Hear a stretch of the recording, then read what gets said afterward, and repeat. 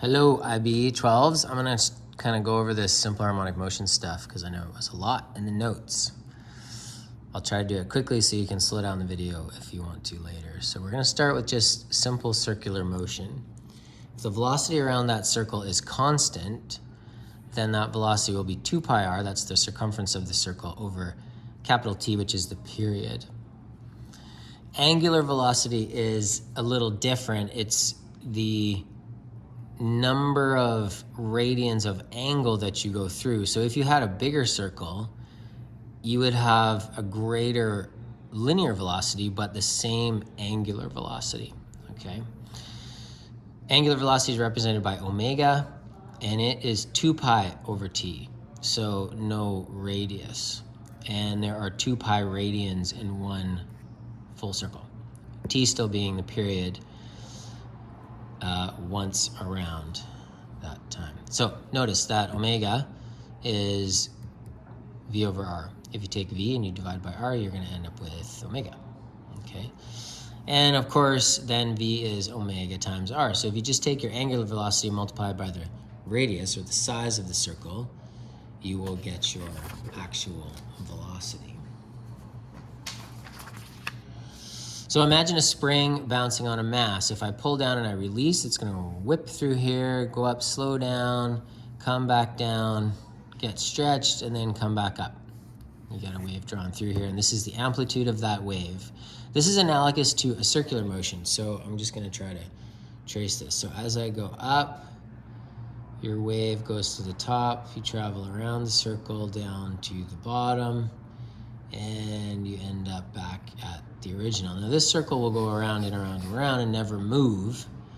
Your wave, of course, is going like this, and your actual particle is just going up and down. It's the actual mass on the spring, and it's just moving up and down. This is its position over time, and this is the analogous circular motion, okay? So you just have to take my word for it that the centripetal force is mv squared over r. I will teach you this eventually. And so the acceleration is v squared over r.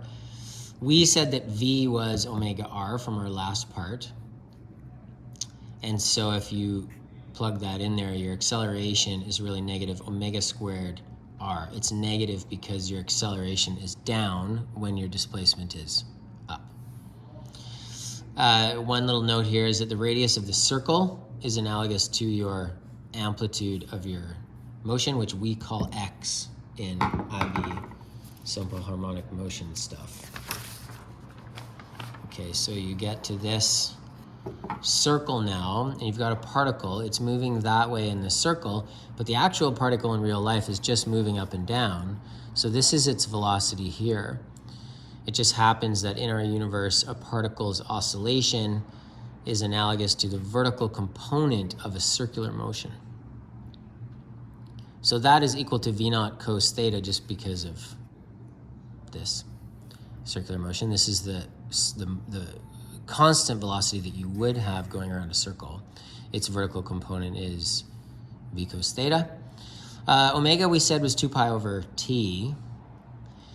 And so we can say this capital T is the period. So this is for a full revolution. This one is for part of a revolution or multiple revolutions, any amount of radians, any angle over any time. Okay, and so if we solve that for theta, omega t becomes theta, and so we can plug that into here, and we have our velocity at any point is our v naught, which is our max velocity, times cosine of omega time.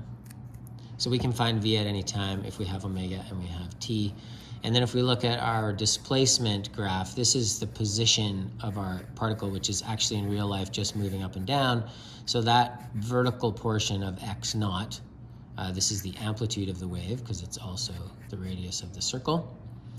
So our position at any time is x naught sine theta, and we said theta was omega t. So that is x naught sine omega t. So we have formulas for velocity and for displacement. And by the way, we're looking at this vertically. If we were to look at the circular motion sideways, then this would be sine and this would be cosine. Okay. Now we have yet another circle, and I've put in my velocity and my displacement. I've drawn this triangle out here again, and I've flipped this one 90 degrees to here. And so we can see now that these two are similar triangles. And the ratio of V naught over V would be the same as X naught over this side, which is just using Pythagoras, square root of X naught squared minus X squared. And so this to that side is equal to this to that side on the other triangle. Those two proportions are the same. V naught equals omega X naught. That's just V equals omega R, right? Around a circular motion, our V naught is our circular linear velocity, also the maximum velocity of our actual particle. And this is the radius of our circle, or the amplitude of our actual particle. That is true. So if that's true, then also our velocity of our particle at any time, which is this side, should be analogous to X naught and that side of that triangle. So in other words, if this is V naught X naught, then we should be able to replace V naught with V and X naught with this gobbledygook square root of X naught squared minus X squared. Okay, so that's kind of a more rare formula to use, but it's in the data booklet, so I thought we'd derive it. Energy. Kinetic energy is half mv squared. And so we just said that V was this, so if we plug that in for V, we square this all, we lose the square root sign, we end up with 1/2 m omega squared. And it's the difference in squares for any displacement of our particle up and down.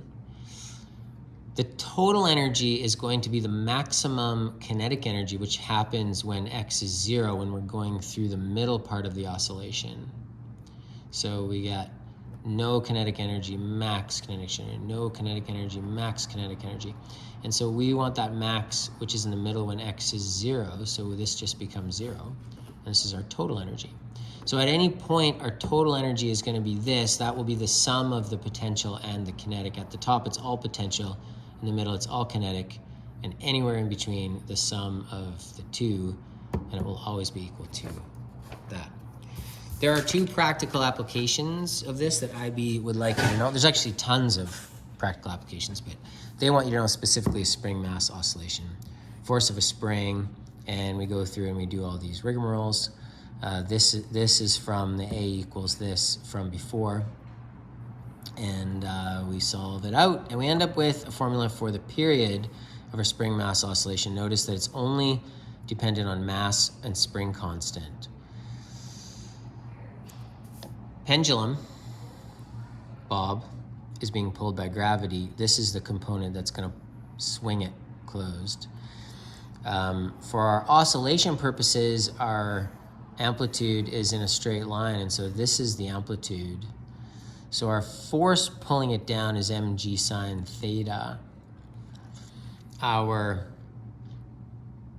sine theta from the string triangle is opposite over adjacent, which is x over L. And so if we put x over L in for sine theta, we find our force to be mg.